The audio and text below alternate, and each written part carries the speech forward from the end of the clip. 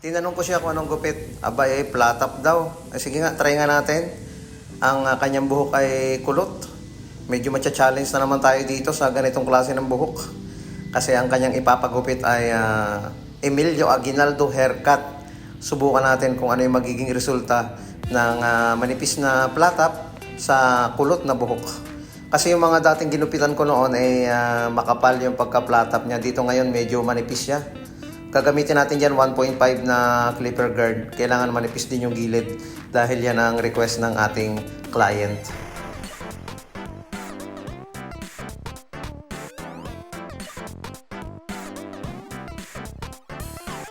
Alam ko mahihirapan ako dito kasi ang kulot na buhok ay mahirap yan na manipis na flat top.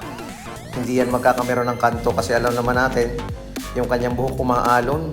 At talagang hirap niyang lagyan ng pakantong forma pagdating sa flat top. Gamit tayo ng trimmer, lagyan ng line up, and then lagyan natin ng guhit dito. Nipisan na rin natin yung pinakang ibabang bahagi nito.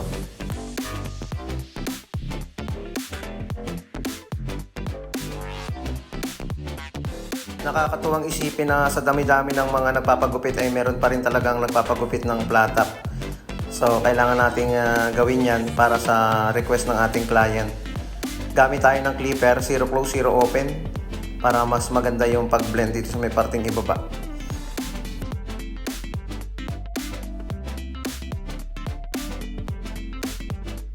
Ang pinakamahirap na challenge sa ganitong gupit ay yung ipaplat mo talaga yung ibabaw. Ang hirap iplat ng ibabaw nito dahil nga umaalon yan at kulot. Kaya kung ano yung maging resulta, yun lang yung ating makakaya sa ganyang klase ng gupit. Dahil yung ganyang klase ng buhok na kahit binawasan mo na ay sumusuksok pa rin yung buhok. Kapag iniangat mo, mahaba. Kapag yung nilapatan ng kamay, sumusuksok naman. Kaya ano man yung maging resulta niyan, yun ang ating nakayanan. Ahitan natin yung noo sa paggawa natin ng line up sa kanya para malinis itong tingnan.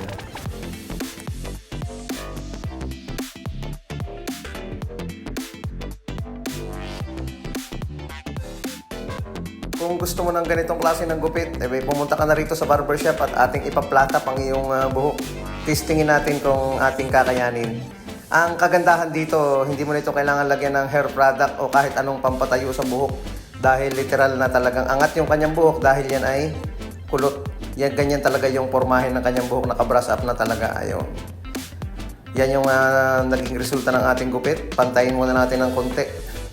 Tanggalin natin yung mga sumusobrang buhok.